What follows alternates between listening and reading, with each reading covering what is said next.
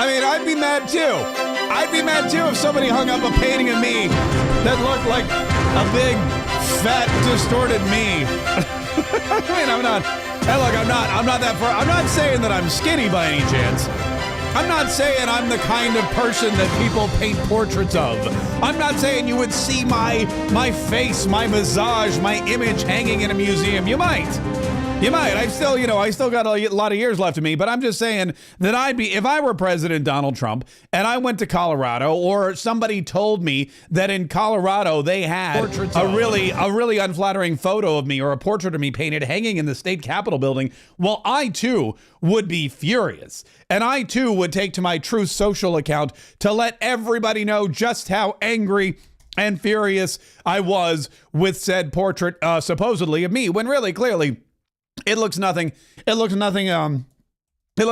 Donald Trump. Let me just pull it up here because I want to, and I know if you're listening to the podcast, it's very difficult to, it's very difficult to listen to a podcast where someone's explaining a painting to you, but you're just going to have to bear with me because this is actual news. President Donald Trump posted, this is great. President Donald Trump posted on his Truth Social, he posted the following. It said, "Nobody likes a bad picture of themselves, but the one in Colorado in the state capitol put up by the governor, along with all other presidents, was purposefully distorted to a level that even I, perhaps, have never seen before." The artist also did President Obama, and he looks wonderful. But the one on me is truly the worst. She must have lost her talent as she got older. That happens, by the way. In any event, I would much prefer not having a picture than having this one. But many people from Colorado have called and written to complain. In fact, they are actually angry about it. I am speaking on their behalf to the radical left governor, Jared Polis, who is extremely weak on crime, in particular with respect to Tren de Aragua, which practically took over Aurora. Don't worry, we saved it to take it down. Jared should be ashamed of himself. So this is like, there's a lot of, you've heard of lawfare. Well, this is art fair. Not the art fair like where you go and you buy art. This is like art fair. This is a battle fought with art.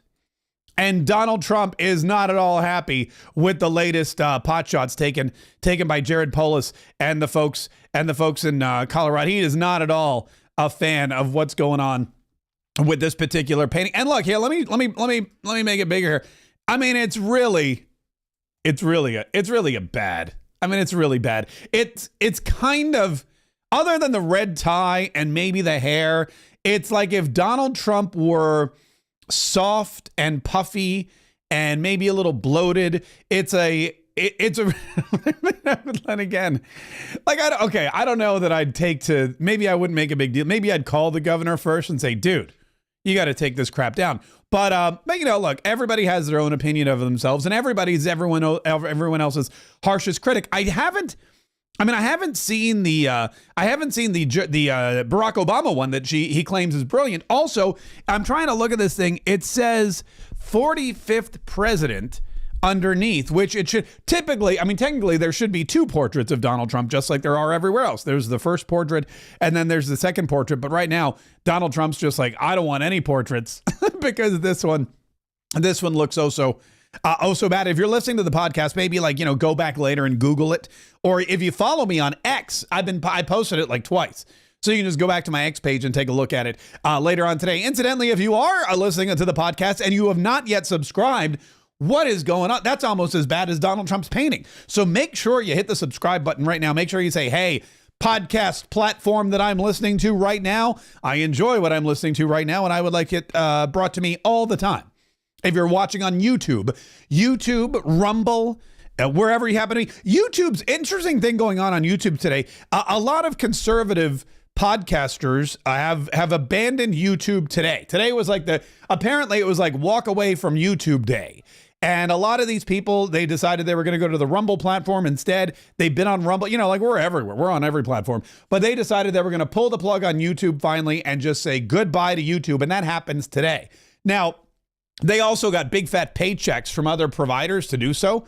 They got paid fat cash from Rumble to go over there and broadcast as, absent of any YouTube streaming. I did not. So I will continue to be on YouTube. And look, if you're on YouTube, or if you know people are on YouTube and they're like, where's my favorite political podcaster? What happened to that person I used to watch on YouTube all the time? Guess what? We're still here. So you can definitely find us and listen to us. And if you're new, welcome. Welcome to Mark Kaye Saves the Republic. I hope you enjoy what you see. We're here every single day. Unless like COVID or technical difficulties or something like that. Anyway, we got a lot to get to today. There's so much going on, man. This Judge Boasberg, this guy is just, I don't even know. I mean, I do know. I know exactly what's going on. But this Judge Boasberg, he is doubling and tripling down. He thinks he can take on not just Donald Trump, but Congress, the Constitution, the American public. I mean, it's really weird. It's really weird, but this is the Democrats' whole MO. We talked about this last week, how it's so bizarre that the Democrat Party has fallen so far and so fast. And the Democrat Party has absolutely no leg to stand on. They have no champion for justice. They have no idea what justice actually is. The Democrat Party has no conceptual reality as to how to win elections, how to help the United States of America, or how to convey a message that is appealing to voters. In fact, the opposite is true. They are repellent to voters. The Democrat Party repels voters faster than, well, the Democrat Party. That's the only thing I can think of that actually repels voters as quickly as they do. They managed to take whatever quote unquote majority they had in 2020 and they lit it on fire and they watched it burn. Between Joe Biden's 4 years of ridiculousness, his ineptitude, his ignorance, his disability, his lack of common sense and decency, his lawfare, his attacks on President Donald Trump and the American people, the way he weaponized the government, every single agency against his own citizens and his political adversaries, all that stuff, opening up the borders, shooting inflation into the sky like it's one of Elon Musk's SpaceX rockets. All these things that Joe Biden did just didn't even chip away. You know how like Elon Musk took a chainsaw to the United States government and started hacking away at all of the waste, fraud, and abuse? Well, Joe Biden took a chainsaw to the Democrat base and just started hacking away at any voters that they had. He hacked off the entire African-American wing of the party. He hacked off the young male wing of the party. He hacked off the Latinos, and the Republicans and Donald Trump were happy. They were right there, man. They were just like, hey, we are so excited to pick up all these voters and ride the wave into victory. So that's exactly what they did. And now the Democrats are like, what do we do now? How do we fix it? What do we do? Well, they decided that the best way they can win in 2028, the best way they can come back for a victory is to fight Donald Trump on everything, even the good stuff. Even the good stuff. There's a lot of good stuff that Donald Trump is doing. In fact, it's mostly good stuff. I'm hard pressed to find anything bad that Donald Trump has been doing. But the fact of the matter is, there are people out there who are, no matter what Donald Trump does, it's bad. And if he rounds up 200 illegal criminal gang members who are guilty of crimes beyond belief, think of the worst crime ever committed and then multiply it by 20. That's what Tren de Aragua is known for here in the United States and abroad. And Donald Trump said, we don't want these people here in the United States. Why would we don't even really want our own gang members, but we understand they're citizens, so we'll just throw them in jail. He's saying we don't want these Tren de Aragua criminal gang members in our country. We're going to send them back from where they came. And we're going to put them on planes and we're going to do it. And the Democrats are like, you can't do that. What are you doing, Donald Trump? You can't send criminal aliens out of the country without due process. Bring those planes back. And Judge Boasberg continues to try and stand in the way, issuing orders. He put a halt on any and all deportations that Donald Trump was issuing using the Alien Enemies Act of, 1793? He's now demanded information from the Justice Department, from the Trump administration over and over again, information that he has no business having. Why? Because he's a judge. He don't got top secret clearance. He's not the CIA. He's not the FBI. He's not a high-ranking government official. He's a district court judge from D.C. He's not privy to the kind of information that Donald Trump and Donald Trump's staff have when it comes to national security measures, which these deportations totally are. And Pam Bondi said, this guy's out of control. We're going to do everything we can to stop him. This is an out of control judge, a federal judge trying to control our entire foreign policy, and he cannot do it. You know, he dragged us into court on a Saturday without any notice, and then he's continuing these hearings. He's trying to ask us about national security information, which he is absolutely not entitled to. We are appealing. We will be in court Monday again. We will win. We will prevail. There are 261 reasons why Americans are safer today, and that's because those people are now in an El Salvador prison.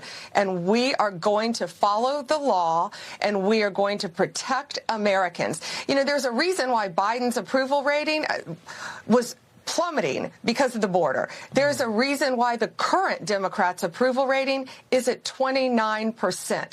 People want to be safe. This is President Trump's agenda to keep Americans safe, Maria. It's basic public safety. Get these people out of our country as fast as we can. They're not immigrants. They're illegal aliens who are committing the most violent crimes you can imagine on Americans. Murder, rapes. You know, ask the parents of all of these young women who have been violently strangled, raped, and murdered. And we are going to continue to make America safe again because that's President Trump's agenda. Yeah, that's President Donald Trump's agenda, and he's going to use everything in his power to do it. He's got Pam Bondi in the court system, and she's out there supposedly working overtime. She's out there supposedly making sure that these judges are stopped, and that they're arguing today in front of the appellate court. The appeals court is 2 Republican judges and 1 Democrat, and they're going to say, look, this guy, Boasberg, he's way out of his reach. First of all, what he did harms Americans and put Americans in harm's way, because he's basically saying we got to return all these deadly criminals back to the United States of America and let them walk around free among our citizens. That's bad. I mean, that's not what any judge should do. Plus, the Constitution gives the sole power of the executive branch to, guess who? That's right, the executive branch. And he's trying to usurp that and grab executive power for the judiciary. I don't know why I was dinging that one.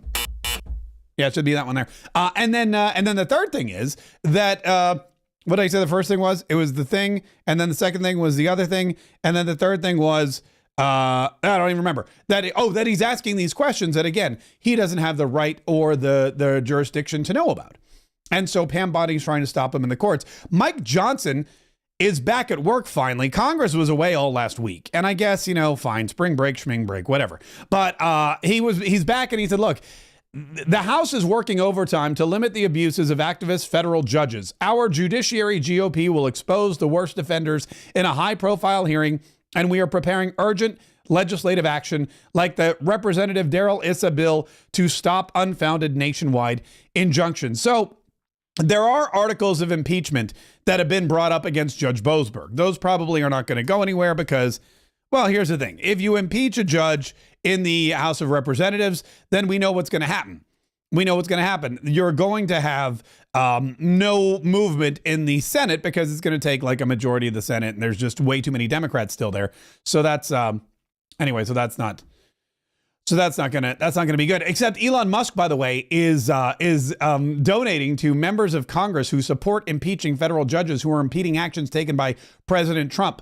So maybe we'll have to tap in there for some campaign funds. Eli Crane is the most notable one who brought the articles of impeachment against Judge Boasberg. But like I said, I don't think that's going to go anywhere. However, there are a couple of other measures, and Jim Jordan, who's chairman of the Judiciary Committee, was on with Fox News this morning, and he was discussing exactly what they can do to stop these judges and to curb this judicial overreach that is becoming an epidemic here in the United States of America, since the Democrats have no power anywhere else. And now they're leaning on the last shred of influence they have, which is these court proceedings and these judges around the country. It may happen here sometime soon, but what we're trying to do is take legislative action. 2.5 weeks ago in the Judiciary Committee bill, we passed legislation which said instead of these federal district judges issue an injunction that applies to the entire country, we think it should be limited limited to the parties of the case in that respective jurisdiction. It's Congressman Ice's bill.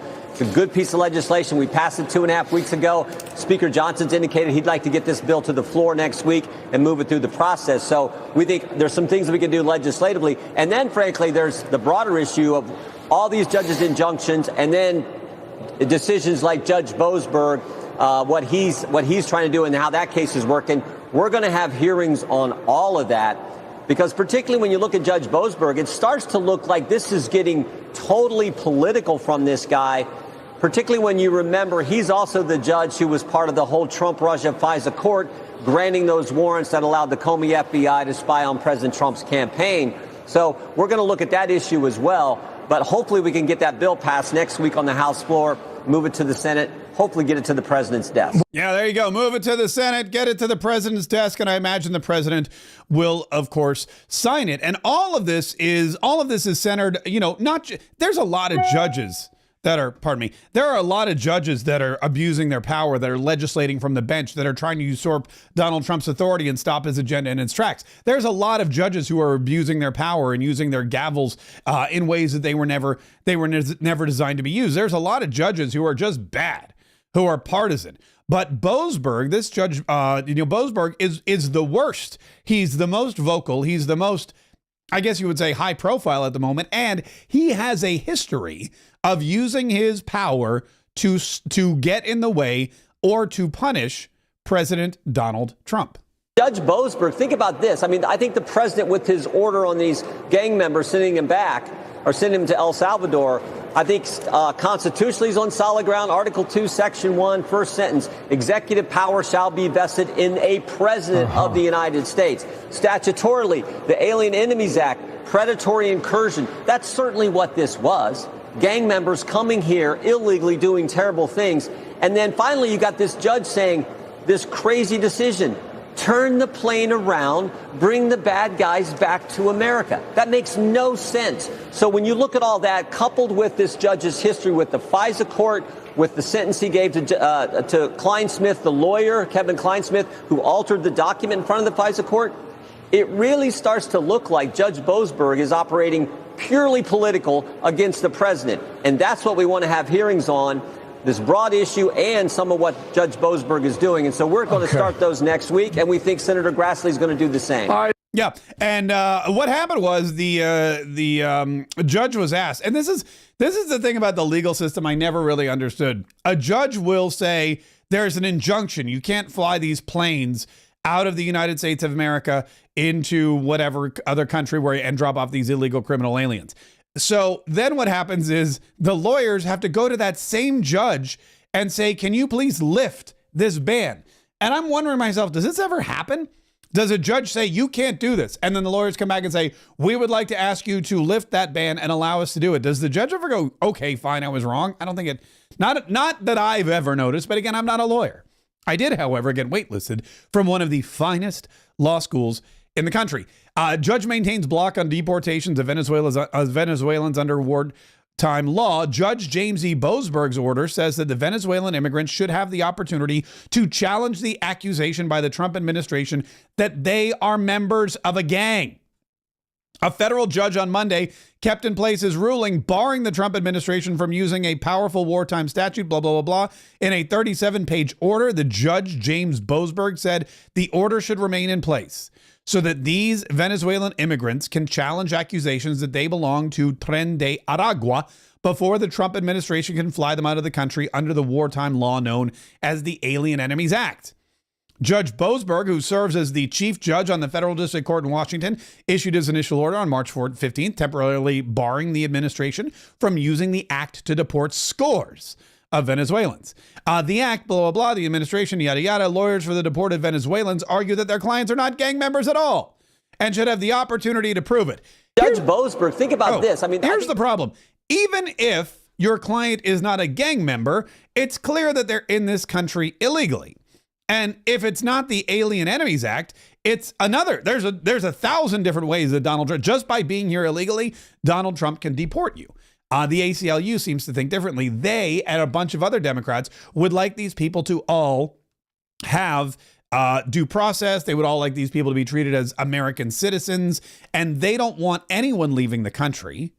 Look, the argument is not, and you'll notice this from the article, the argument is not, are they illegal aliens? The argument is, are they members of Tren de Aragua? Because the Alien Enemies Act was utilized by President Donald Trump, or it was invoked by Donald Trump's administration because it was a great way to get these invaders who were organized by the Venezuelan government. They were sent here by Venezuela. They were paid to come here by the Venezuelan officials. That is an enemy incursion. And these Venezuelan gang members were sent here to invade the United States of America. And in doing so, Donald Trump said, okay, well, these are alien enemies. I'm going to use the Alien Enemies Act to get them the heck out of here. And now you've got these non-gang members who are also here illegally, who somehow got wrapped up in the ICE raid. And now they're claiming, remember, they're claiming that they're not gang members. They're not claiming that they're not illegal. They're not claiming I'm here legally. I'm seeking sanctuary. They're not claiming I'm here on a green card. They're not claiming, no, I'm a citizen. They're claiming, yes, I'm an illegal immigrant. Yes, I came here illegally. Yes, I have no right to be in the United States of America, but at least I'm not a gang member. MSNBC is buying into this, by the way. And MSNBC, they are really, I mean, I don't know when, I thought MSNBC was over.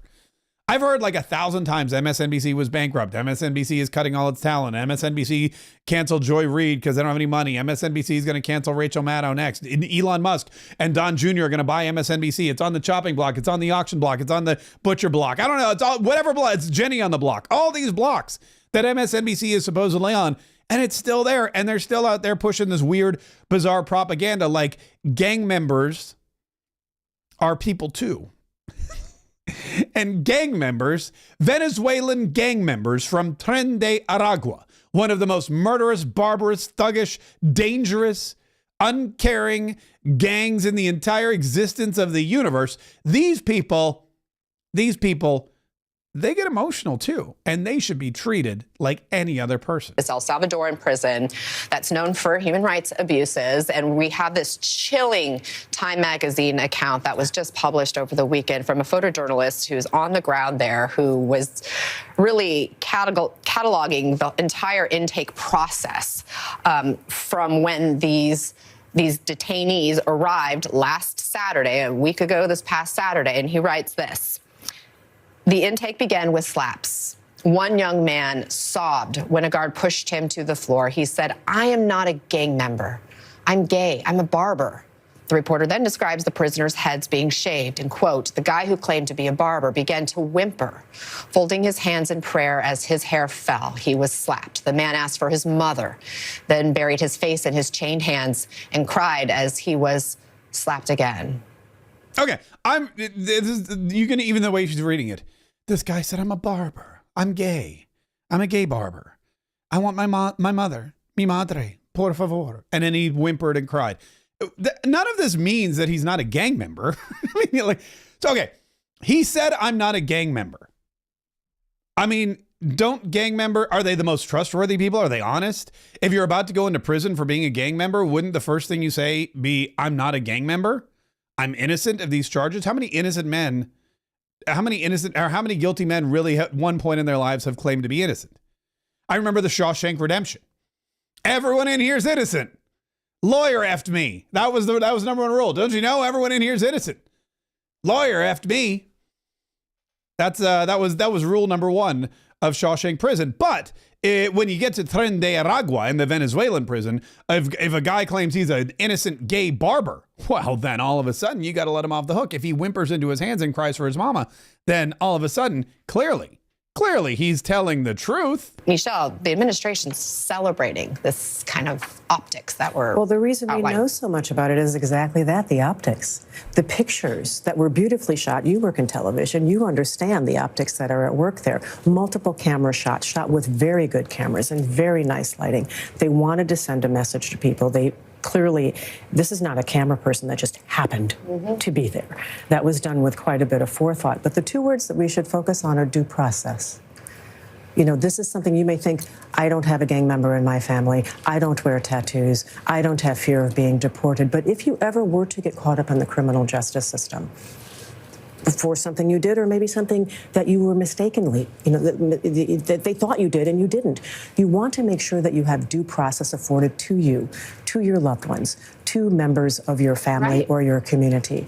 Okay, this is the weirdest argument I've ever heard. She's talking about due process she's like, look, even if we're not talking about deportations, but you definitely want due process. There is due process in this country.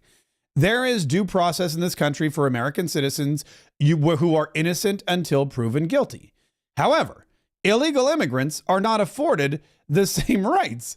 Illegal immigrants in this country, under the Alien Enemies Act and various other immigration acts. I mean, and look, that's the thing. Even Judge Boasberg himself says, look, there are other ways that you can get illegal immigrants out of this country, and I'm not arguing any of those things. In fact, the majority of the illegal immigrants who were deported were not deported during the using the Alien Enemies Act. They were deported using all kinds of other laws and mandates.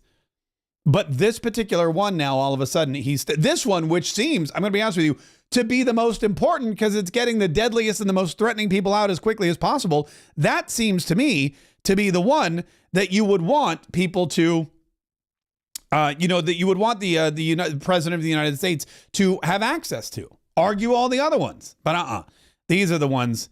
They're mad because these gang members aren't getting due process. Well, let them go back to Venezuela, let them go back to El Salvador, and then they can have their state-appointed attorney argue on their behalf. Oh, wait a minute. I don't know if they have state-appointed. You know what? It doesn't matter. It doesn't matter because they're gone, and Donald Trump is not going to let them come back, no matter who orders it. Tom Homan, by the way, was also doing the Sunday shows. Tom Homan, this guy he's not going to stop until there's zero illegal immigrants. And one of the questions that was brought up to him was the use of the Department of Defense. And this is really interesting because I'm learning so much about illegal immigration. And the one thing I've said a lot, and I said it earlier today in the 47 Daily Podcast, which if you don't listen to the 47 Daily Podcast, you should listen to the 47 Daily Podcast. 20 minutes every morning. We take all the headlines direct from the Trump administration, from the White House to my mouth to your ears for the next 4 years. That's our motto at the47daily.com. And this was a really interesting thing that Tom Homan said. In fact, I'll play the clip for you again. But Donald Trump's administration is not, a military expert, an economics expert, a diplomatic expert, an education expert, a health and human services expert. It's not that.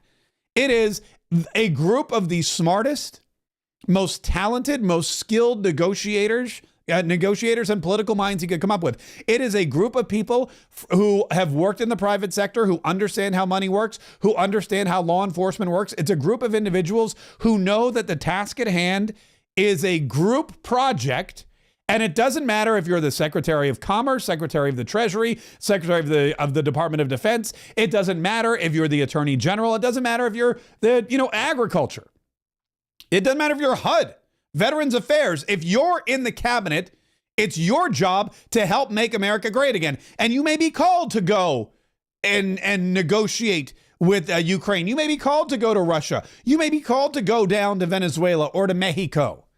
You never know where you're going to be sent. J.D. Vance is going to Greenland right now because they're trying to negotiate a deal there that will give the United States control of Greenland for military and natural resources and economic purposes and to protect us from the incursion, the dangerous incursion of Russia and Iran and, of course, China, which is that they're just roaming around free up there as they are pretty much everywhere else.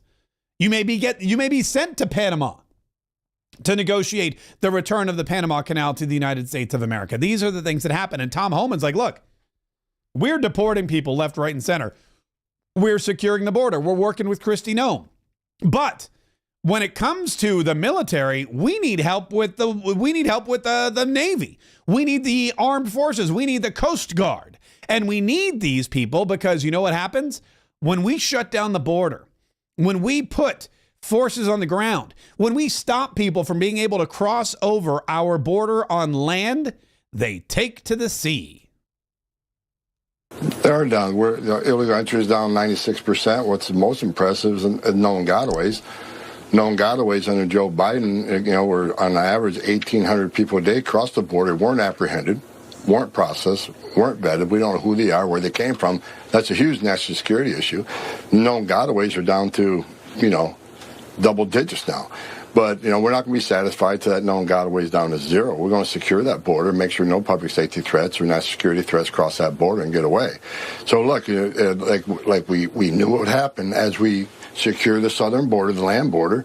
Some of these groups are going to take to the maritime. They're going to take to the water. So we're, got the Coast Guard, you got CBP Maritime Patrol, we're going to have the Navy out there looking at the maritime. And again, it's just not about illegal immigration. It's about people who come to this country to do us harm. It's public safety threats, national security threats.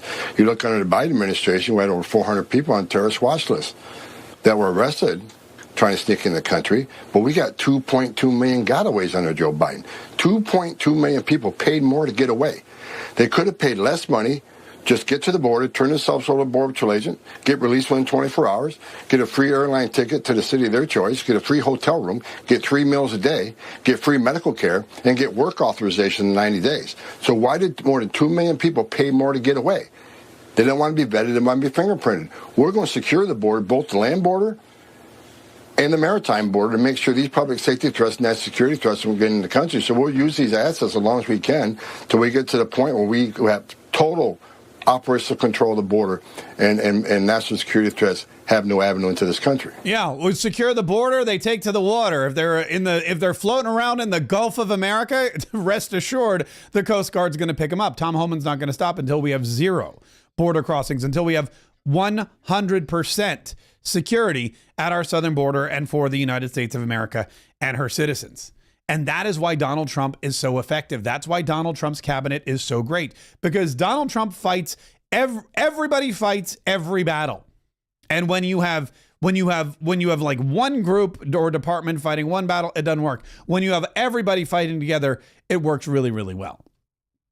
That's like it's the opposite of what it's the opposite of what everyone did. Really, I can't remember another administration, and I'm sure Donald Trump's first administration was kind of like this, although the problem he had, and this is, again, why Donald Trump is so effective, the 4 years off in the middle where Donald Trump regrouped and he saw exactly what happened and he watched as his supposed friends and allies inside the Beltway and inside the party attacked him and stabbed him in the back and, poked fun at him and basically sold him out to the media and to the Democrats and to the American and to everybody else, to his enemies. He realized, look, I need to do this totally differently. And he came up with a winning game plan. Make sure that everybody in your administration is loyal to a fault. Make sure that everybody in your administration is invested in the future of America. Make sure that everybody in your administration is not a bureaucrat, but somebody who is there to do the job. And make sure everybody in your administration knows that the task is to be completed by whomever it takes to complete the task.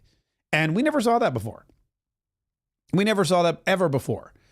It's really exciting to see this time around. Speaking of exciting to see, I want to share this with you because ever since I was a little kid, I've wanted a flying car, and science has really lied. Science has failed me. I don't know if it was the Jetsons or whatever, but flying cars, and maybe probably Back to the Future had a big role in it. I thought for certain that by this day and age, we'd have flying cars and I wouldn't have to sit in traffic anymore. And I could just get in my car and hit a button and, shoot up into the sky. Star Wars was big when I was a kid, that kind of thing. Well, there's been a bunch of different flying cars, but the flying cars that they've created they're basically airplanes with wheels.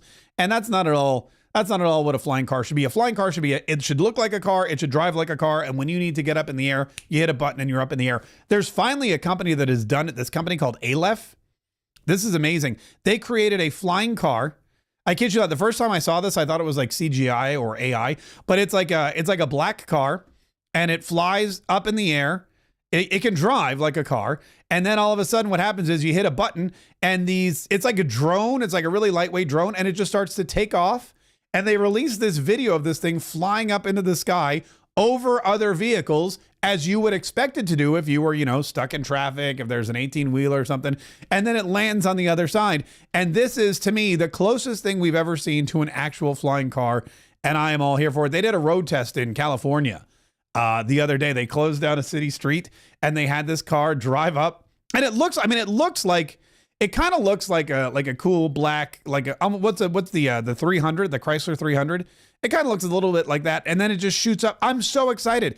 This gives me hope that before I die, I will have some kind of flying car in my garage. This gives me hope that before my life is over, I will have a flying car in my garage. Also, you know what I hate are these visions. I hate when people show flying cars in the future and they're flying in a straight line, like traffic. And I go, what's the point of that? The whole point of a flying car is to avoid traffic. And when you have cars flying in a straight line in the sky, you're just moving the traffic off the ground.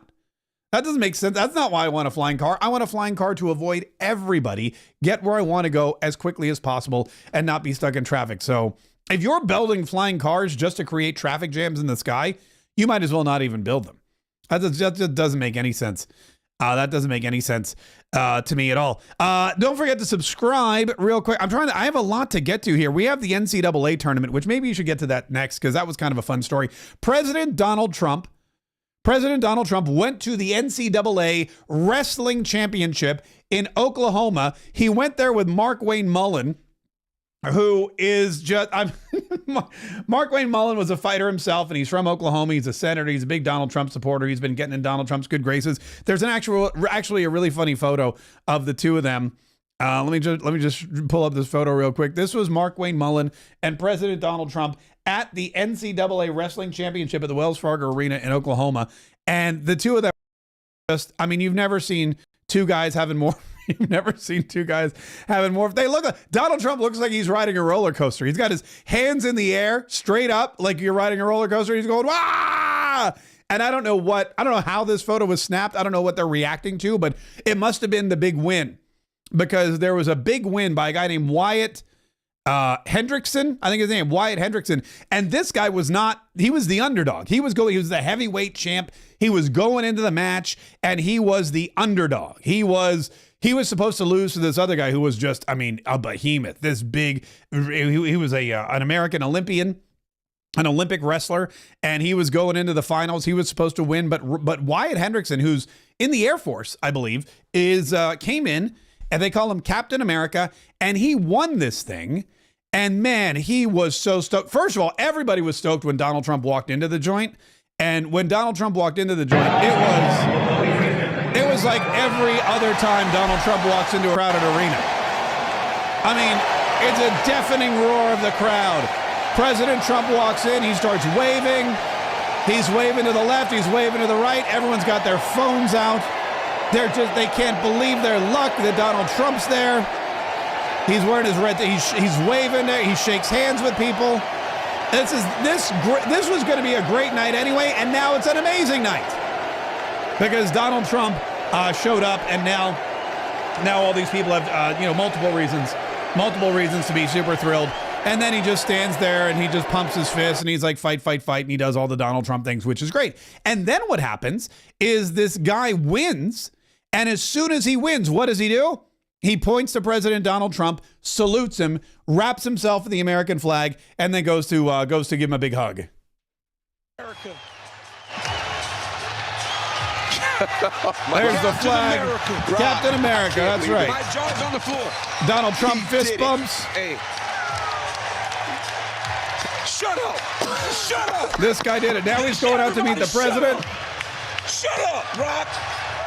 I'm glad that he was the last match. That's what the last match. That's the last And Mark match. Wayne gives him a high five, and Donald Trump and all these other cowboys are coming up, and they're like, yeah, boy, you did it. And he was totally, again, this is a guy who's in the military. He's in the Air Force, and that's the commander-in-chief. And the commander-in-chief is there watching you, cheering you on. It was this incredible, last-second win. It was amazing.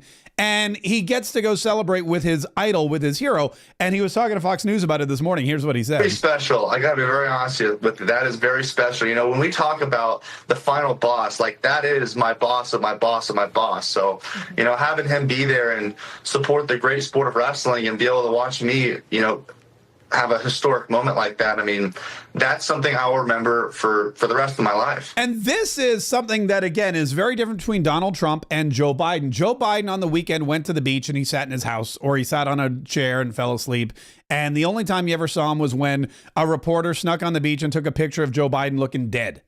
How many weekend beach photos do we have of Joe Biden looking like he's a corpse in a lawn chair? So many. I mean, there's so many. Donald Trump knows that this is a full-time job. And Donald Trump knows that on the weekends, you don't stop working. I mean, first of all, Donald Trump never stops working. He's working constantly. He's working Monday, Tuesday, Wednesday, Thursday, Friday night, still working. He may change locations. He may go to Mar-a-Lago. He may go to Bedminster, but he's still working Saturday. He wakes up, takes in, a round, plays 18 holes, but he doesn't go take a nap. He goes right to the office. And maybe he's, going to put on a headset and watch CENTCOM bomb a bunch of Houthis in Yemen. Or maybe he's going to go sign an executive order. Or maybe he's going to have a high-ranking meeting with somebody who's coming into the country to make a big investment. It doesn't matter. Then Sunday, wakes up, hopefully goes to church. Then he does, maybe has a little brunch, no mimosas because he doesn't drink, and he gets right back to work. And if there's an event that he can attend where he can support American athletes, where he can hang out with the common people, where he can be seen, as a regular Joe, as a regular dude. If Donald Trump, he understands that in order to lead Americans, you've got to be an American. In order to get the vote of the everyday person, you've got to be an everyday person. And if everyday people like to go watch wrestling matches, guess what? He's going to watch wrestling matches. And if everyday people like to go to NASCAR events, he's going to go to a NASCAR event. And if everyday people like to go to the Ultimate Fight UFC fights, he's going to do that too. Also, I think he secretly enjoys all of those things. But Donald Trump knows it's a full-time job, and get out there. You only live once. Joe Biden would work 4 hours a day, take a nap, wake up, work 4 more hours a day, and then on Thursday he'd peace out to the beach where he wouldn't be disturbed, sometimes for days. And you never saw him at any kind of event. You never saw him hanging out with Americans. He didn't like regular, everyday, ordinary Americans. They didn't really like him either. So I guess it was a fair trade-off. Not Donald Trump. He's out there. He's a man of the people. He's doing everything that he needs to be doing in order to make an impact and to let everybody know that he is their president. And that is something that's totally, and in fact, today, speaking of which, Donald Trump, there is going to be another massive investment in the United States of America. Because again, Donald Trump is the kind of guy who can go from one thing to another. He can negotiate peace deals with Ukraine and Russia. He can get off the phone with Vladimir Putin and then go and sign an executive order dismantling the Department of Education in front of a bunch of kids. Then he can go off and watch a wrestling match, play some golf. Then he can go and meet with another foreign dignitary like the president of Ireland or whomever. It doesn't matter. He can multitask. He can do a lot of different things. And today he's right back in the fray. He's having a meeting with his cabinet, and then he's going to have the CEO of Honda come to the White House to announce multiple billions of dollars are coming to the United States of America thanks to President Donald Trump. South Korean auto giant Hyundai will announce a $20 billion investment in the United States when its chairman visits the White House today. Sources say that pledge includes $5 billion set for a steel plant in Louisiana with plans to hire 1,500 employees and produce next-generation steel for Hyundai and Kia cars. That move comes after similar investment commitments from SoftBank and chipmaker Taiwan Semiconductor earlier this year. Oh, man, there's so much investment it's ridiculous how much investment there is in the United States of America, all thanks to President Donald Trump. And I want to pull up this graph that somebody posted.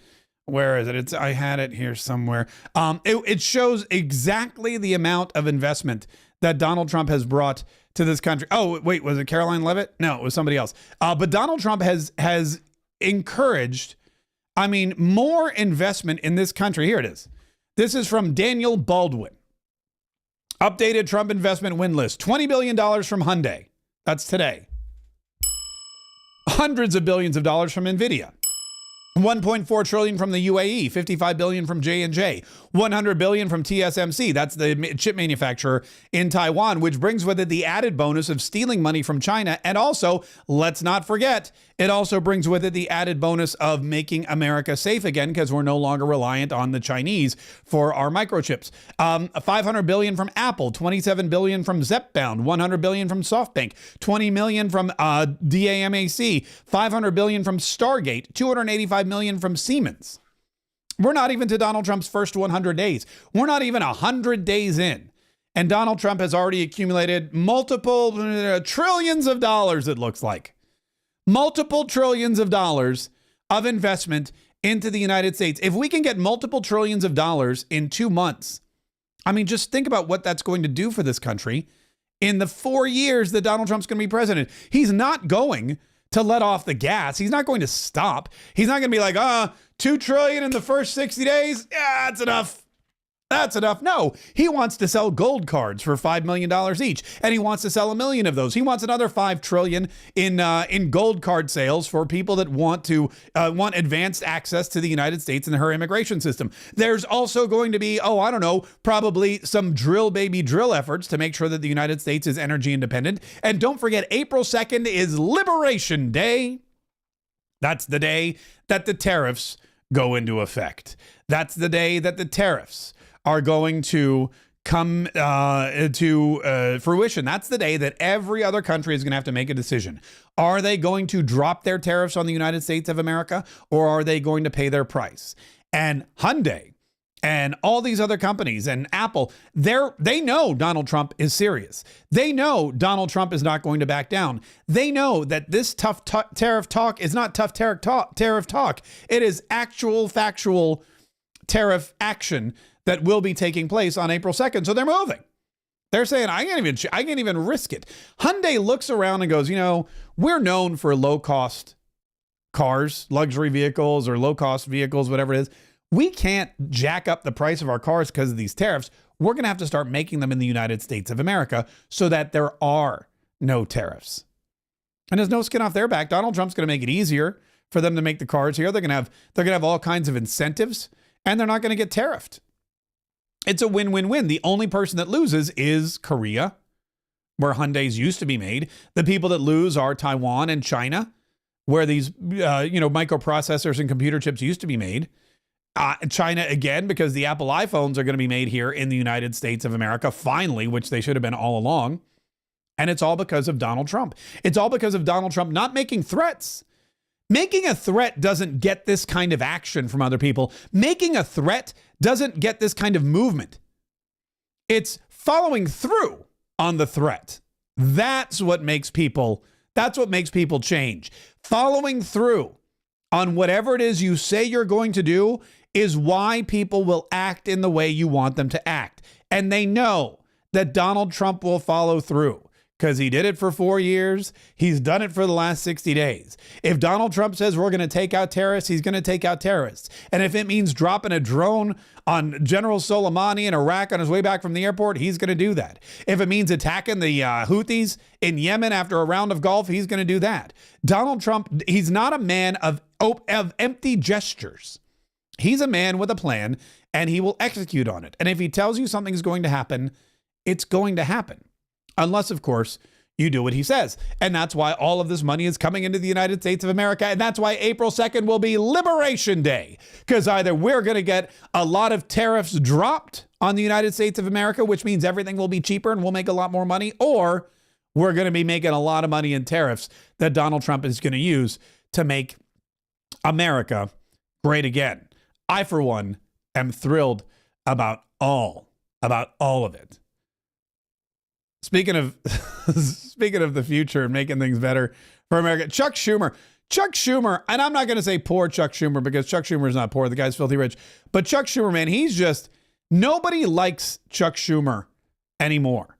Nobody likes this guy. Chuck Schumer, he's going after Republicans again. Chuck Schumer is going after Republicans. He's openly threatening them. Chuck Schumer, this is his last-ditch effort, by the way, because what happens is this guy has now failed his own party multiple times. He actually did something which, if you think about it, I mean, he did probably what he should have done as Chuck Schumer, but what happened was his own party is moving so far to the left. His own party is so lost. His own party has no clue what they're doing. Oh, no, you know, I'm sorry. You know what his party's doing now? they're oh, sorry. This cracked me up. I forgot to do this. Do you know what his own party is up to, folks? Do you know how the Democrats are going to fight back against Donald Trump and Elon Musk and Doge and all these things that they don't like? The anti-DEI efforts? Do you know what they're doing? Donald Trump closed the Department of Education and the Democrats are so angry about it. You know what they're doing? They have announced they will not be silent anymore. And in doing so, they've started a silent riot, which seems kind of, I mean, it doesn't make sense to me. We will not be silenced. The silent riot has begun. Okay, now that woman's number one scares me. You know, she reminds me of Dwight's babysitter, the old Amish babysitter from the episode of The Office where they all go to Michael and Jan's house for the dinner party. But that is what the Democrats are doing now. Their new thing is the silent riot, which is weird because they say we won't be silenced, but then they say the silent riot has begun. So they're not going to be silenced, but they're going to be silent. We will not be silenced. The silent riot has begun. Yeah. So there you go. So the silent riot has begun, and that's not the only one. There's more of them. Look at this. This is I don't even know. This is another one. The silent riot has begun. We will not be silent. All right. Well, she didn't stick to the script. She got it backwards. But I mean, it's over and over again. We will not be silent. The silent riot has begun. Want to know more? Go to www.silentriot.org. Now, I don't want to know more, but it's kind of my job to know more. So I will go to www.silentriot.org and I'll show you exactly what's happening. The silent riot. By the way, this is not to be confused with Quiet Riot, which was a rock band from the 80s. Come on, feel the noise. Come on, feel the noise. Girls, rock you boys. That was a great song. Mental Health was the entire was the album. Slick Black Cadillac. I don't know if there's any dudes who were like teenagers in the 80s. You know exactly what I'm talking about. But the silent riot, a decentralized digital uprising, reclaiming control of our money, attention, and energy through small, powerful actions that create real change. So they're creating real change by going on their social media and saying they're going to be quiet. But the quiet riot has begun. We will not be silenced. Silent, sorry. The silent riot. Adjust that belt buckle. Yeah, okay, sorry, that was somebody making fun. It goes on, and there's tons of them. We will not be silent. The silent riot has begun. Again, I don't understand the two, how they go in hand. If you're not going to be silent, but then you're doing a silent riot, I don't. We will not be silent. The silent riot has begun. And then she has some kind of rock music in the background. Here's a dude. We will not be silent. The silent riot has begun. Surprise, surprise. Yikes. That's a little. We will not be silent. Anyway, here's another one. We will not be silenced. The silent riot has begun. So I'm confused. I thought it was we will not be silent. The silent riot has begun. But I guess it's we will not be silenced. The silent. It's still either way doesn't make a damn bit of sense. But oh well. Oh, scary eyes. We will not be silent. The silent riot has begun. The silent riot has begun. We will not be silent. Okay, so again, that some of them are flipping the script. It's not like the Democrats where they all had the exact script and they all read the script verbatim and they all read it, and put it on the Instagram, and then we were all like, oh look, all the Democrats, they're saying the exact same script on their Instagram videos. This is apparently, some people say we will not be silenced, or they start with the other thing. Either way, though, it's all just a bunch of creepy old folk. It's all just a bunch of creepy. These are not like the young people. The young people are out there getting paid to protest. The old people are the ones going on. They finally figured out TikTok, and they thought they think they're onto something. Ever again. We will not be silenced.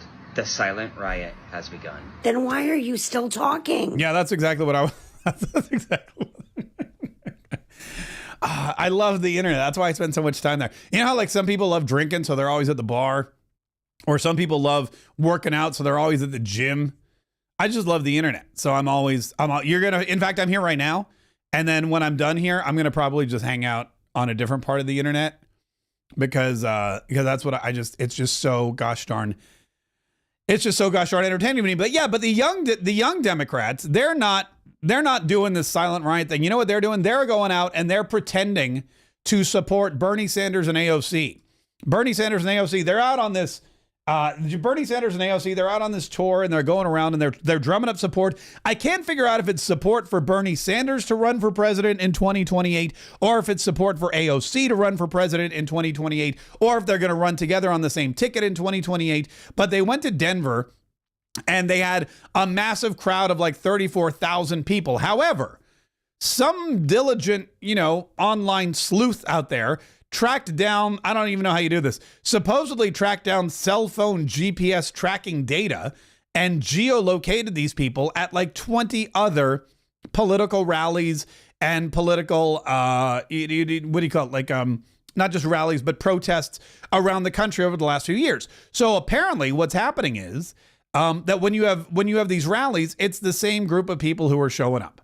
It's the same group of supporters, and their cell phones and their chips and their SIM cards or whatever, their GPS location, it's all popping up. So these are pros.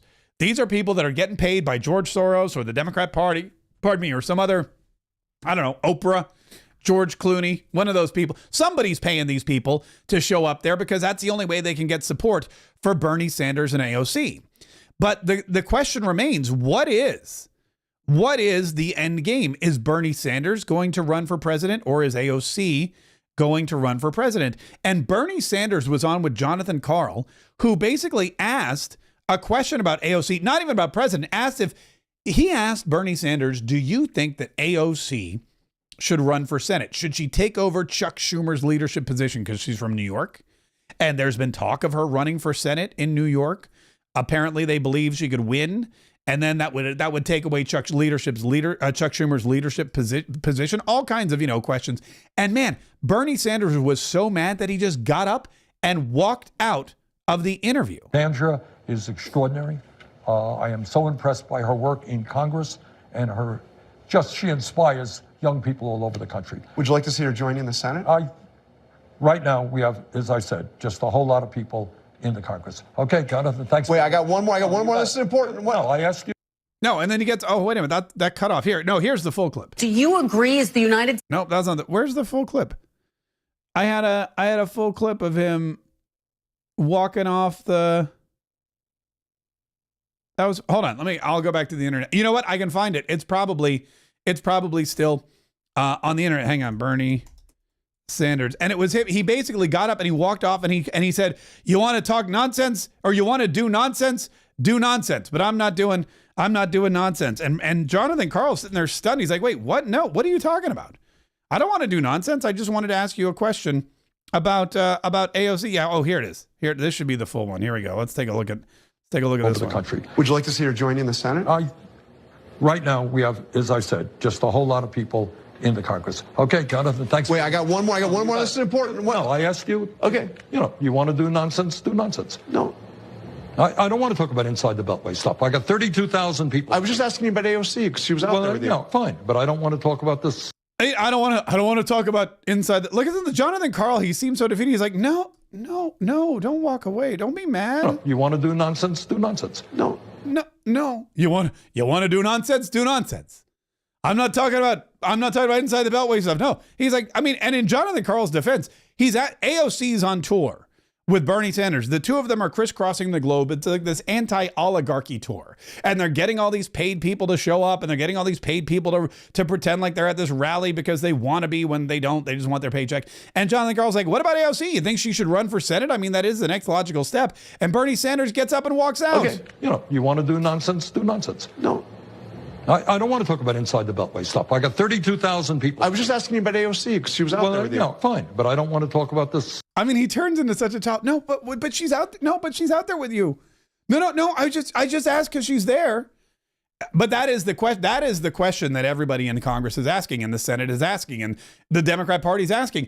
They're looking around and they're saying, Chuck Schumer, he's a waste. He threw Joe Biden out. He couldn't even get us to the White House, and now he's siding with the Republicans. This guy sucks. We need somebody who's going to stand up for us. And they don't have anybody that's going to stand up for them. And so now they're like, what about AOC? She's young. She's the most popular person, by the way. She's the most popular person in the Democrat Party right now. She's got 10% of the vote. And so what they're doing is they're trying to elevate her. Jonathan Karl's like, should we elevate her? And what happens is Bernie Sanders gets all ticked off. Why? Well, because he's best buds with Chuck Schumer. They're thick as thieves, those two. And Bernie Sanders is on Chuck Schumer's leadership team. He's not going anywhere. Bernie Sanders is going to stick with Chuck Schumer because that's how it works. They have dirt on each other. They have each other's backs till the day that they die, which for either of them could be at any moment now because they're both really old. But listen to this is Chuck Schumer on Meet the Press, deftly handling the question of whether or not he's going to answer the call of his own party and step aside. All right. Well, I do want to move to some of the discussions on Capitol Hill. Because of your decision, Leader Schumer, last week to clear the way to pass a Republican funding bill and avoid a government shutdown, you have faced calls from outside groups, even members of your own party, to step aside as minority leader. When asked about your future to town hall, Senator Michael Bennet said, quote, "It's important for people to know when it's time to go." Leader Schumer, are you feeling pressure to step down? Look, I'm not stepping down. And let me just say this, Kristen. I knew when I cast my vote against against the government shutdown that there'd be a lot of controversy, and there was. But let me tell you and your audience why I did it, why I felt it was so important. The CR was certainly bad, the continuing resolution, but a shutdown would be 15 or 20 times worse. Under a shutdown, the executive branch has sole power to determine what is, quote, essential. And they can determine without any court supervision. The courts have ruled it's solely up to the executive what to shut down. With Musk and Doge and Trump and this guy Vogt, V-O-G-H-T, I think is how you spell his name, is the head of OMB, they would eviscerate the federal government. On day 2, they could say, oh, snap, feeding hungry children, not essential. I like that he said, oh, snap, by the way. And they can say, oh, snap. They would eviscerate the federal government. On day 2, they could say, oh, snap. Oh, snap. I got to isolate that for later. They could say, oh, snap. Anyway, so what's happening is he's saying, look, I know that by casting that ballot, I know I'm going to get heat. I knew I was going to get heat. I didn't think I was going to get this much heat, but it was better than the alternative. It was better than the alternative. The alternative was shutting down the government. So either I do the clean CR that Donald Trump and the Republicans put on the table, which would get my own party to call for my head, or I shut down the government, which would give Doge and Elon and Vogt and Donald Trump total control of the government. And they would be able to basically say, great, thanks for the government shutdown. Now we can shut down entire departments and say what's essential and what's non-essential and send people home and reallocate money and funds and all this kind of stuff. Thank you for the gift, Democrats. And he said, so either way, he was damned if he did and he damned if he didn't.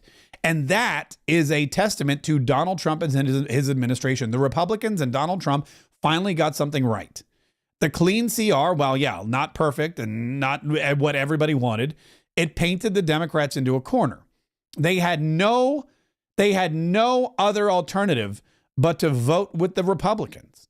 And Chuck Schumer basically chloroformed his entire career. Chuck Schumer basically said, look, I signed the death warrant for my own career. And now what's happening is they're calling for AOC to replace him. And that's ticking off a bunch of people, most notably Bernie Sanders, who's you want to do nonsense. But I'm not talking about inside the beltway stuff. I mean, you're a senator. Why would you not? I don't understand. What are you going to talk about then? If you're not talking about it, I don't know what you're even doing there. Listen, there's so much more going on. I mean, every part of Donald Trump's administration is just working. It's working like clockwork. It's working exactly the way it should be. Immigration, it's incredible what they've been able to do. The economy is rebounding. They've cut so much fraud, waste, and abuse out of the government. DOJ, before the courts got there, has been able to change so much with the fraud in the Social Security system and everywhere else. There's a cabinet meeting going on right now. Pam Bondi and Marco Rubio there. We're very close to an agreement in Ukraine for peace between Vladimir Putin and Vladimir Zelensky. There's so many good things. The amount of money we just went over that are, Kash Patel at the FBI. Kash Patel really was on the news and he talked about how the FBI is doing a fantastic job. This shows what the men and women of the FBI can do when they have leadership who are in lockstep with the national security mission of safeguarding our citizens.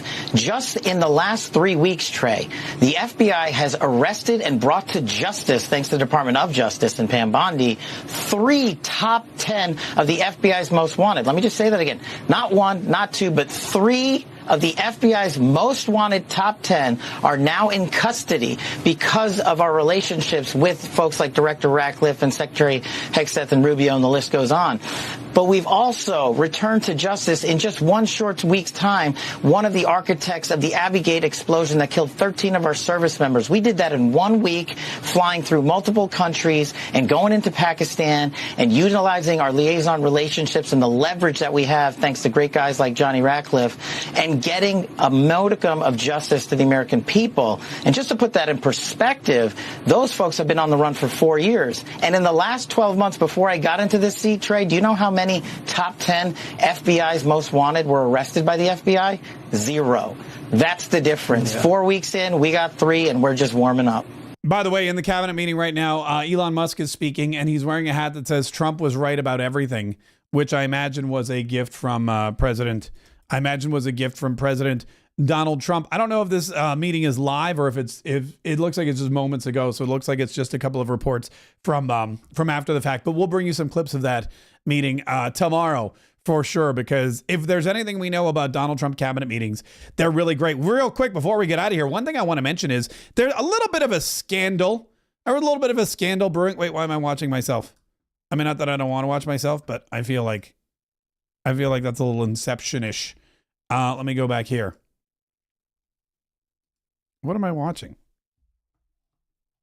There we go. All right. I see what I was doing. Anyway, there was a little bit of a scandal where some Republicans were caught posting online like Democrats. So, we talked about earlier how Democrats and liberals, they get paid or they get told to post the same thing over and over again. They get paid or told to, create a narrative where one didn't exist, or to make an issue out of something that wasn't really an issue. Well, last week, there was a little bit of a debate about SNAP, which is the government funding and subsidies for people, it stands for like subsidized nutritional and something or other program. And basically it's the welfare, it's the food stamps, it's how you get food on the tables of people that can't afford it. And the SNAP program was under fire by RFK and the Health and Human Services Division, because what happened was they found out that on SNAP, you were able to buy soda. You were able to buy like Coke and Pepsi and all these. And SNAP would allow you to buy soda. And RFK Jr. said, well, wait a minute. If we're trying to make America healthy, why is the government subsidizing the purchase of things that clearly are not healthy, clearly are not good for you? So he started to attack SNAP. And he said something along the lines of, maybe we shouldn't be allowing SNAP to be used to buy Coke and to buy Pepsi. And so I guess Big Soda got really mad, and Big Soda hired a bunch of conservatives to post again the exact same message or a similar message over and over and over again. And these people got busted. And now today, a lot of them are apologizing to their audiences, because their audiences, they feel like were cheated. They were not given the truth. They were not told something that was accurate. They were told something that they were getting paid to do. And it's so funny, because I've been paid I've been a paid social media influencer for years, and I've been paid all kinds of different amounts and ways for different things. And it's true, there are several different ways to get paid for your social media. And what those guys did and what the Democrats do, that's the worst way. That's the worst way. And I would never, ever, ever, I would never recommend it to anybody. In fact, there's basically 3 big ways that everybody who makes money online makes money online. And I go through all of them in my Dollars for Followers course. And most importantly, I teach you how to make $1 for every follower you have. And this is important, without disrespecting your audience. In fact, the more you serve your online audience and the more you bring to the table for them, the more you benefit and enhance their lives, the more money you can actually make by being a social media influencer or by posting online. And I teach all of these things in my 60-minute masterclass called Dollars for Followers, how to make $1 for every follower you have. In fact, you know what I'm gonna do? I'm gonna put a line in there that says, by serving your audience at the highest level, because that's very important. And if you have a minute, you can go watch this little presentation I put together. There's a little video right there. If you aren't making at least, there you go. I can click the button. And then on Wednesday at 8 p.m., we're gonna have another class. It's $17. That is a highly discounted price for all of this information. And you can go through, you can check it out. You can see how I make $1 for every follower, how you too can also do the same thing. And it's really a simple system that if you put some time into, you're going to see is the future for marketing and advertising and cash creation in what I call the new golden age. And I call it that because that's what Donald Trump called it, the new golden age. But it's true. It's true. When you learn how to create content that creates cash flow, your life is forever going to be golden. And if you have 60 minutes and $17 on Wednesday, you can join us too. Go to dollarsforfollowers.com right now and register. Dollarsforfollowers.com. It's 2 days from now. There's a VIP group that you join as well, so you can get in there right away and start to meet everybody and talk before the class. There's a replay if you can't make it, or if something happens or there's an emergency, don't worry, we'll post the replay in the private Facebook group as well. But it's dollarsforfollowers.com. That's the place you go. Like I said, we've discounted it from $97 to $17, and that's even refundable if you don't like it for whatever reason, but trust me, you're going to love it for all the reasons. Dollarsforfollowers.com. Click the link in the bio too. I put the link in the description of this video. So wherever you're watching, you should be able to see it. If not, I'll go back and make sure that it's in there so you can get to it.